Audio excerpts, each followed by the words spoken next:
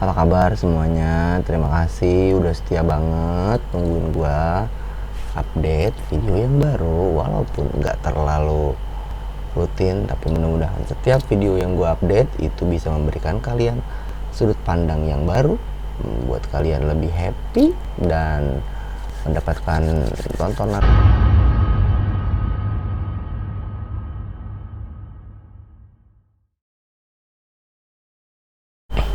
Biasanya gua jalan malam, gua jalan kemana-mana, jalan ke tempat-tempat yang menurut kalian mungkin serem, tapi menurut gua juga mungkin enggak, mungkin buat sebagian orang lain juga enggak serem.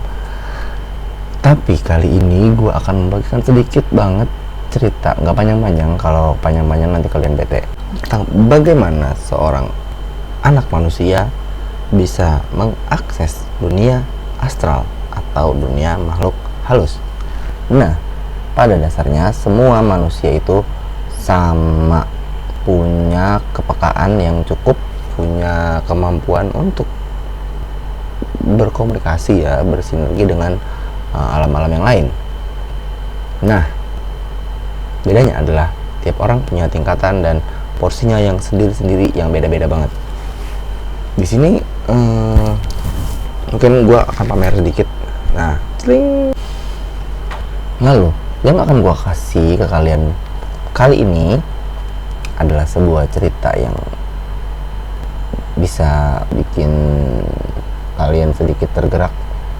Pada suatu momen ada seorang teman gue belajar supranatural. Iya, dia mempelajari dunia seperti ini, dan karena gue juga sendiri belajar, jadi gue bisa memberikan sedikit buat kalian ceritanya orang ini.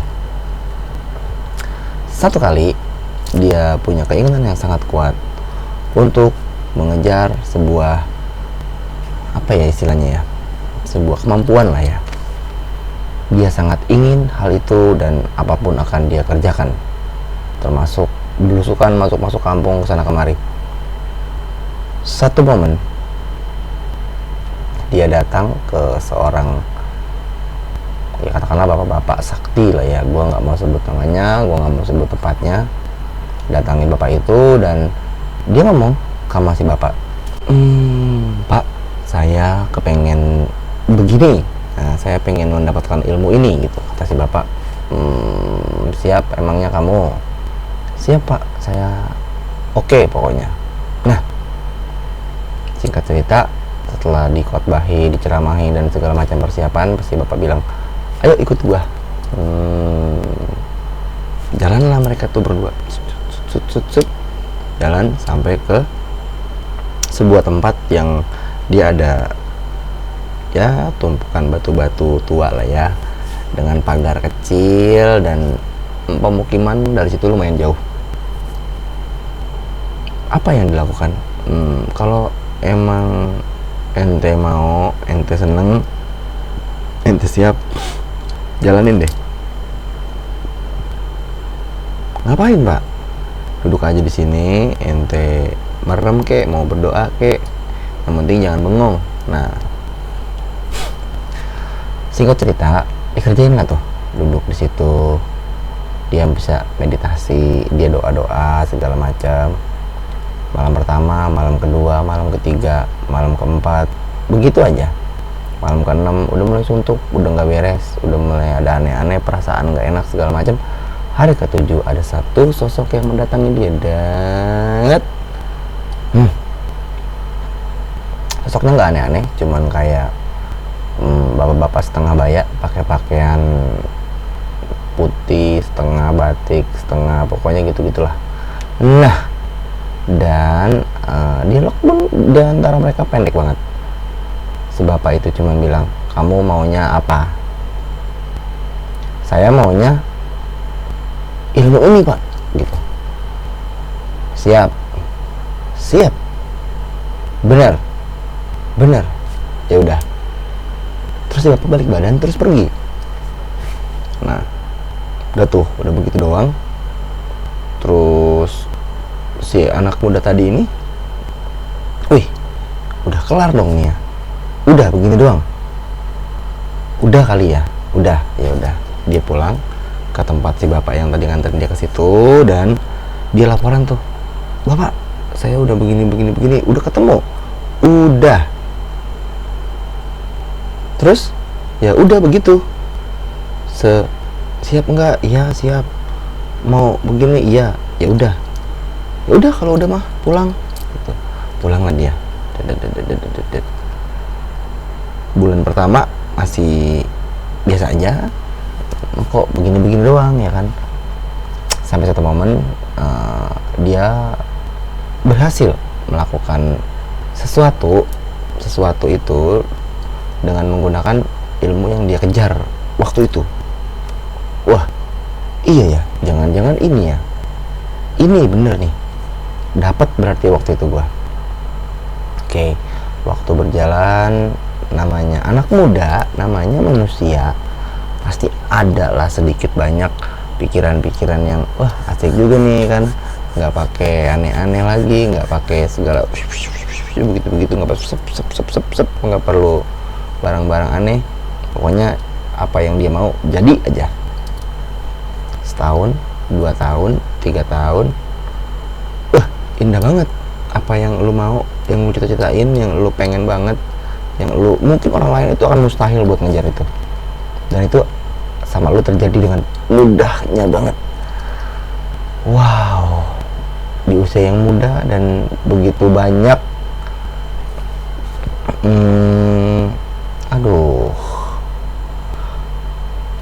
di usia yang muda dan pengalaman ya pasti belum terlalu banyak ya.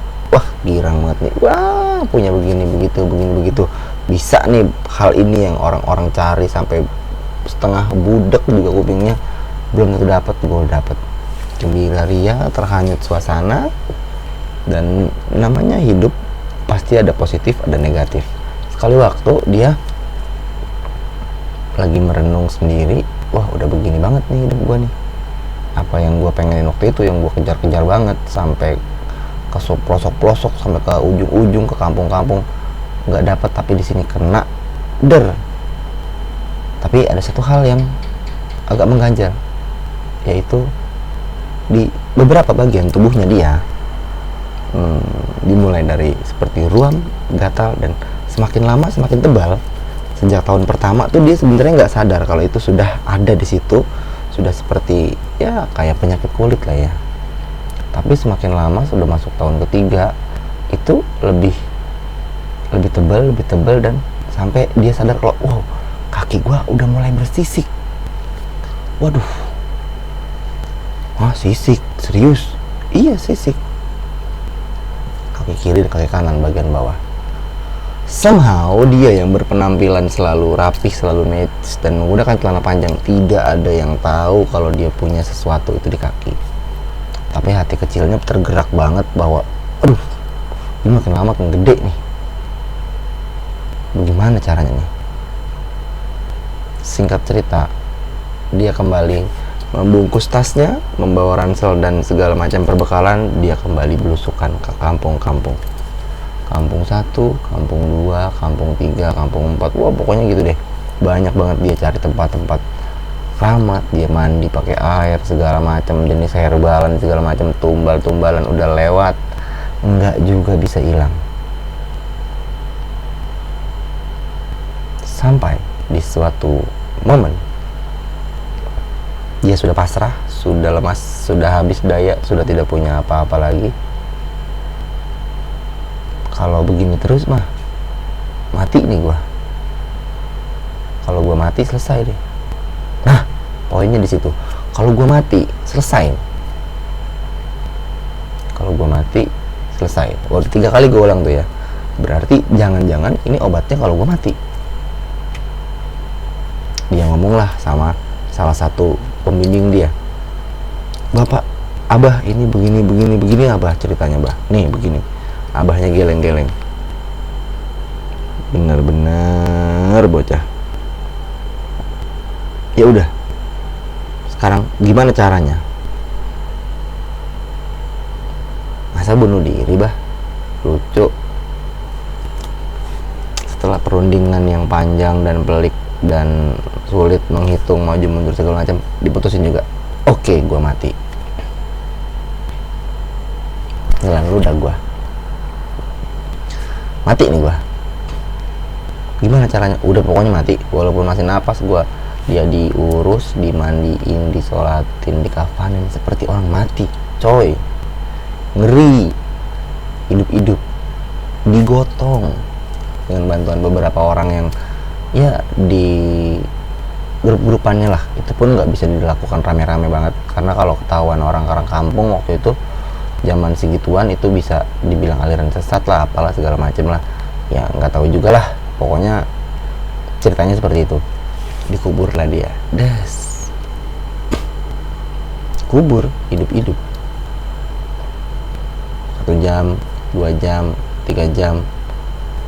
Tembus 12 jam. Ya dia dikubur juga nggak begitu-gitu banget ya. Dia kan air juga. Terus ada saluran udara juga buat dia nafas. Ya konyol, mati beneran ntar. 12 jam sama aja kayak orang puasa pati geni itu selonjor ya 12 jam. Udah parah, udah akhir bangun tuh dia. Semua dilepas sama dia dari ujung ininya nih sampai bawah, semua tali-tali jadi buntel, taruh situ, kubur lagi dengan bantuan teman-teman tadi itu, termasuk gurunya. Pulanglah dia. Selepas itu waktu berjalan 1 bulan, 2 bulan, 3 bulan, begitu mulai 6 bulan mulai hilang itu fisiknya, pelan-pelan sembuh. Tapi sampai hari ini itu menyisakan sebuah kayak mau dibilang bekas luka, enggak sih, mulus sih sisaannya, cuman bulu-bulunya yang bulu-bulu kakinya yang banyak itu sekarang beberapa bagian botak. Nah, urusannya apa? Nah, begini nih serunya di sini nih. Urusannya adalah segala sesuatu dalam dunia supranatural atau kehidupan ini ada harganya. Sayangnya harga itu nggak semuanya, nggak melulu tentang uang. Oke, untuk lu membayar hal-hal spiritual itu tidak selalu tentang uang. Jadi bisa aja lu harus membuang sesuatu, harus melepaskan sesuatu. Tapi hal-hal seperti ini biasanya terjadi saat lu menginginkan atau ingin menukar sesuatu yang lu inginkan banget dengan jalan supernatural dalam waktu yang instan. Nah, itu cluenya dimana kita bisa nge-cheat. Oh, gue pengen tuh kayak gitu, tapi gue takut. Ilmu banyak hal yang bisa kalian pelajarin, banyak aliran yang bisa kalian pilih, banyak guru-guru tersebar di pelosok-pelosok Nusantara terutama ya. Karena kalau di luar terus terang gue belum banyak kenal orang-orang yang bisa kita begini, mbah saya minta ajarin. Waktu itu mahal, dimana kita bisa mempersingkat waktu belajar, mempersingkat waktu untuk mencari sebuah keilmuan, tapi harganya waktu itu sangat mahal sekali. Bisa nggak sih belajar kita yang kayak gini-gini? Bisa banget, sangat bisa, harus bisa. Tapi kalian bisa pilih, mau waktu yang singkat dengan harga yang mahal, yang bahkan kita nggak tahu untuk setiap orang itu harganya apa aja. Atau yang kedua, lu bisa luangkan waktu, ketekunan lu, fokus lu, konsentrasi lu untuk belajar sesuatu. Ini bukan cuma tentang supernatural sebenarnya. Semua hal bisa jadi seperti ini. Dan sesakti-saktinya orang, sehebat-hebatnya orang, selama dia masih manusia, dia pasti akan tetap punya kelemahan. Termasuk gua, termasuk orang-orang yang lain yang paling sakti sekalipun, dia akan punya kelemahan. Karena kita manusia, bukan Tuhan. Kesempurnaan itu hanya milik Tuhan yang Maha Esa. Oke, baiklah. Sepertinya mudah-mudahan itu sudah menjadi ending daripada cerita saya yang sebenarnya nggak terlalu serem sih sebenarnya. Serem sih, gue juga bayanginnya serem waktu dia ceritain itu.